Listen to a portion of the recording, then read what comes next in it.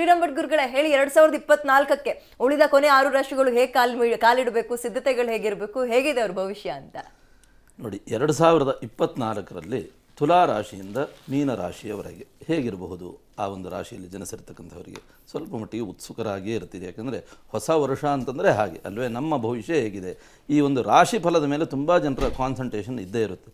ಆ ನಿಟ್ಟಿನಲ್ಲಿ ಚಿಂತನೆಯನ್ನು ಮಾಡಿದ್ರೆ ನೋಡಿ, ತುಲಾ ರಾಶಿಯಲ್ಲಿ ಜನಿಸಿರ್ತಕ್ಕಂಥವರಿಗೆ ಪಂಚಮ ಶನಿ ಇದ್ದೇ ಇರುತ್ತೆ. ಅದೇ ಪ್ರಕಾರವಾಗಿ ಈ ಮೇ ತಿಂಗಳವರೆಗೆ, ಮೇ ಪ್ರಾರಂಭದವರೆಗೆ ಸಪ್ತಮದ ಗುರು ಇರತಕ್ಕಂಥದ್ರಿಂದ ವರ್ಷದ ಪ್ರಾರಂಭದಲ್ಲಿ ವಿವಾಹಾಪೇಕ್ಷೆಗಳಿಗೆ ಖಂಡಿತವಾಗಿಯೂ ಶುಭದ ಒಂದು ಸೂಚನೆಗಳನ್ನು ನಿರೀಕ್ಷಿಸಬಹುದು. ವಿವಾಹ ಆಗದೇ ಇರತಕ್ಕಂತಹ ವಧುವರರಿಗೆ ವಿವಾಹದ ಯೋಗ ಫಲಗಳನ್ನು ಸೂಚಿಸ್ತಾ ಕೌಟುಂಬಿಕವಾದಂತಹ ಒಂದು ಕಲಹ ಹೆಚ್ಚಾಗೇ ಇರುತ್ತೆ. ಯಾಕಂದರೆ ಪಂಚಮದ ಶನಿ ಇರತಕ್ಕಂಥದ್ರಿಂದ ಸ್ವಲ್ಪ ಮಟ್ಟಿಗೆ ಕೌಟುಂಬಿಕವಾಗಿ ನೆಮ್ಮದಿಯನ್ನು ಕಳೆದುಕೊಳ್ತಕ್ಕಂಥ ಒಂದು ಸಾಧ್ಯತೆ ತುಲಾರಾಶಿಯವರಿಗೆ ಇರುತ್ತೆ. ಇನ್ನು ಹಿತಶತ್ರುಗಳಿಂದ ಖಂಡಿತವಾಗಿಯೂ ಒಂದು ವರ್ಷ ಏನಾದರೂ ಒಂದು ಸಮಸ್ಯೆಗಳನ್ನು ಅನುಭವಿಸ್ತೀರಿ. ಸ್ವಲ್ಪ ಮಟ್ಟಿಗೆ ನಿಮಗೆ ಯಾರು ಹಿತವರು ಅಂತ ನಿಮಗೆ ಪ್ರಶ್ನೆಯನ್ನು ಮಾಡಿಕೊಳ್ಳಿ, ಅವರ ಬಗೆಗೆ ಸ್ವಲ್ಪ ಮಟ್ಟಿಗೆ ಒಂದು ಕಣ್ಣನ್ನು ಇಟ್ಟತಕ್ಕಂಥದ್ದು ಉತ್ತಮ.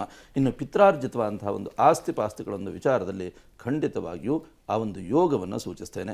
ಯಾರಾದರೂ ಒಂದು ಪಿತ್ರಾರ್ಜಿತವಂಥ ಒಂದು ಆಸ್ತಿಯ ಒಂದು ವಿಚಾರದಲ್ಲಿ ಡಿಸ್ಪ್ಯೂಟ್ಗಳನ್ನು ಅನುಭವಿಸ್ತಾ ಇದ್ದರೆ ಖಂಡಿತವಾಗಿಯೂ ಒಂದು ವರ್ಷ ಇತ್ಯರ್ಥವಾಗ್ತಕ್ಕಂಥ ಒಂದು ಸಾಧ್ಯತೆ ತುಲಾರಾಶಿಯವರಿಗಿರುತ್ತೆ. ಇನ್ನು ದತ್ತುಪುತ್ರಾದಿ ಯೋಗಗಳು, ಸಂತಾನವೇ ಆಗೋದಿಲ್ಲ ಹೇಳ್ತಕ್ಕಂಥ ಒಂದು ವ್ಯವಸ್ಥೆಯಲ್ಲಿರ್ತಕ್ಕಂಥ ದಂಪತಿಗಳಿಗೆ ದತ್ತುಪುತ್ರ ಯೋಗದ ಒಂದು ಸೂಚನೆಯನ್ನು ಈ ಒಂದು ವರ್ಷ ನಿರೀಕ್ಷಿಸ್ತಾ ದೋಷ ನಿಮಿತ್ತವಾಗಿ ನೋಡಿ ಅನ್ನಪೂರ್ಣೇಶ್ವರಿಯ ಆರಾಧನೆಯನ್ನು ಮಾಡಿ, ಅಥವಾ ಅಕ್ಕಿಯ ತುಲಾಭಾರವನ್ನು ಈ ಒಂದು ವರ್ಷದಲ್ಲಿ ಸಾಧ್ಯವಾದರೆ ಮಾಡಿಕೊಳ್ಳಿ, ಅಥವಾ ಅನ್ನದಾನವನ್ನು ಮಾಡಿ. ಅದರಿಂದ ಖಂಡಿತವಾಗಿಯೂ ತುಲಾರಾಶಿಯವರು ಶುಭದ ನಿರೀಕ್ಷೆಗಳನ್ನು ಪಡಬಹುದು.